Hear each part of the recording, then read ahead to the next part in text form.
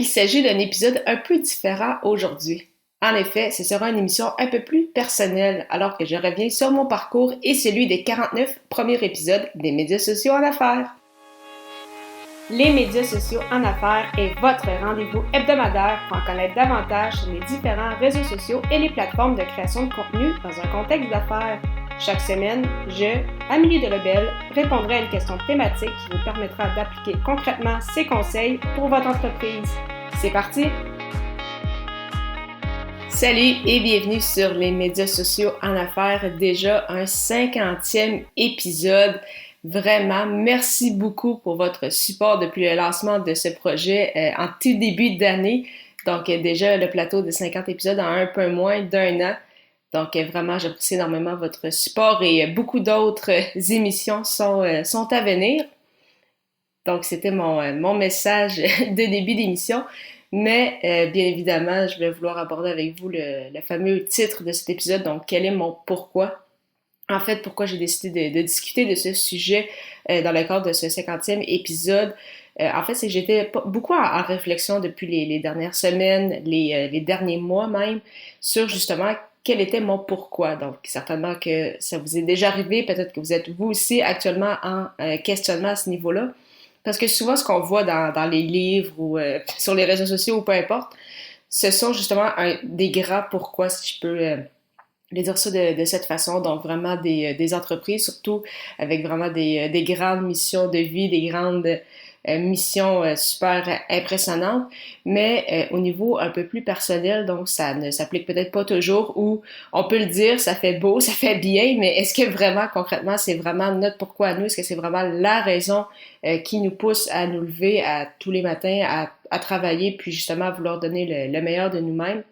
Peut-être pas toujours, donc je pense que j'ai été justement prise un peu dans ce cycle-là, à vouloir trouver peut-être un beau pourquoi, sans nécessairement vraiment revenir à la base, en fait, qui est vraiment moi, quel est mon pourquoi à moi, et par la suite, je vais pouvoir l'appliquer après ça à mon entreprise, à mes services.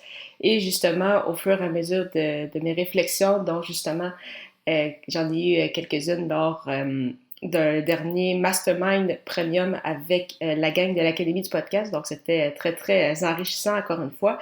Et vraiment, c'est ça, ça m'avait permis de revenir un peu à la base. Et je me suis aperçue, justement, à la suite de ces réflexions-là, et ça s'est confirmé lors du bootcamp au Mexique qui s'est déroulé il y a environ une semaine. Donc, quel est mon pourquoi? Donc, ce qui a toujours été important pour moi, en fait, c'est d'avoir de la liberté.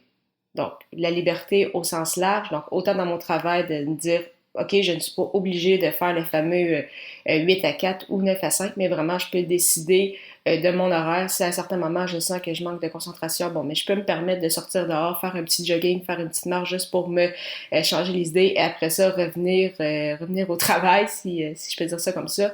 La liberté aussi au niveau de mes déplacements, en fait, de mes emplacements. Donc, je me suis toujours dit que pour moi, voyager, c'était oui une façon d'apprendre une nouvelle culture, d'apprendre l'histoire, vraiment de découvrir de nouvelles choses, de changer de décor, mais que ça ne m'empêcherait pas de travailler. Parce que quand j'étais étudiante à l'Université Laval, j'avais quand même plusieurs cours à distance et je fonctionnais très bien de cette façon-là. Donc, j'ai toujours su que j'étais en mesure de travailler, en fait, peu importe mon environnement, donc que j'allais m'adapter. Et bien évidemment, donc, je voulais un travail qui me permettait d'être en mesure de partir tout en travaillant dans ce nouvel endroit-là. Et donc, pas voir uniquement les voyages comme des vacances pour prendre off de la job parce que, je sais pas, vous êtes tanné de travailler. Donc, je trouvais ça un peu dommage, surtout qu'au Québec, ça prend quand même quelques années avant d'avoir quelques semaines de congés consécutifs. Donc, je trouvais ça un peu long. Si justement je voulais partir, par exemple, pendant un mois ou deux à l'extérieur, bien évidemment, avec la situation des 2 dernières années, c'est un peu plus compliqué pour les longs voyages, mais tout de même, ça repart. Justement, c'est ce qui nous a permis de faire le bootcamp au Mexique.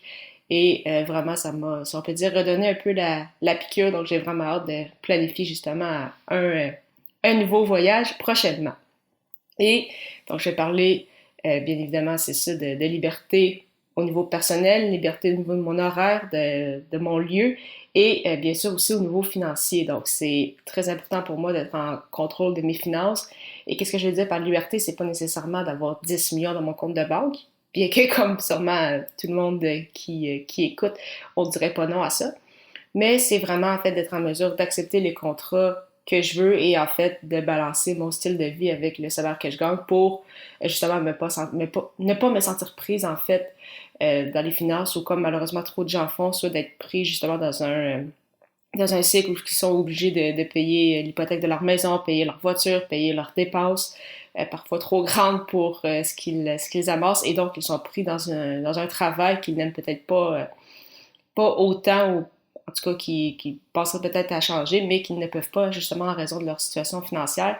Et c'est justement quelque chose que je n'ai jamais voulu. Donc, vraiment, cette espèce de liberté-là qui prend vraiment trois différentes sphères. Et donc ça, c'est vraiment mon pourquoi moi, donc cet aspect de liberté financière, d'horaire, d'emplacement. Et en fait, j'ai réalisé que c'est ça que je voulais également pour mes partenaires, mes clients. Qu'est-ce que je veux, c'est travailler avec des gens, oui, inspirants, oui, des gens avec des beaux projets qui souhaitent justement se démarquer sur le web par le biais de la création de contenu et des réseaux sociaux, mais je veux justement leur permettre ça également, qu'ils soient plus libres au niveau de leur horaire. Donc justement, si je m'occupe de certaines tâches, on va bâtir une stratégie qui vont leur permettre de déléguer, eh bien ça leur permet justement d'avoir un peu plus de temps pour eux. Ça va leur permettre peut-être justement de partir en voyage un peu plus souvent et bien évidemment avec des stratégies mises en place, avec la création de contenu, ça va leur amener plus de clients et donc un plus gros revenu et ainsi ils vont être en mesure donc justement d'avoir une meilleure santé financière. Donc ça a été vraiment mes réflexions des dernières semaines et des derniers mois, donc revenir un peu à l'essentiel, le pourquoi justement on fait ça. Donc, je ne sais pas ce que vous avez pensé justement de cet épisode, si vous aussi vous êtes en réflexion. Si c'est le cas, n'hésitez pas à m'écrire sur justement votre réseau social préféré. Ça va me faire plaisir de discuter de tout ça avec vous. Et justement, ça m'amène comme réflexion à quel point justement le podcast, ça m'a beaucoup amené depuis que j'ai lancé en fait Athlète Entrepreneur en janvier 2019, donc bientôt 3 ans déjà. Bien évidemment, ce podcast-là qui a vu le jour il y a environ 1 an aussi.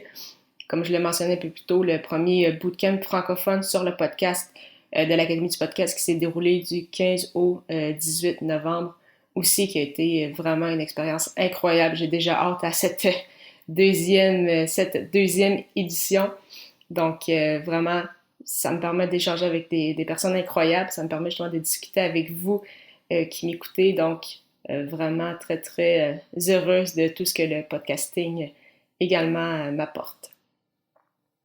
Si vous avez aimé cet épisode, j'apprécierais justement beaucoup si vous me laissez un commentaire sur votre plateforme d'écoute préférée en m'indiquant soit ce qui vous a été le plus utile, soit des conseils, des réflexions, ou sinon simplement me partager votre fameux pourquoi. J'ai vraiment très hâte de vous lire, c'est toujours très agréable de le faire et je vous donne rendez-vous la semaine prochaine pour une première émission en décembre et je répondrai à la question « Pourquoi être présent sur Facebook en 2022? » À très bientôt!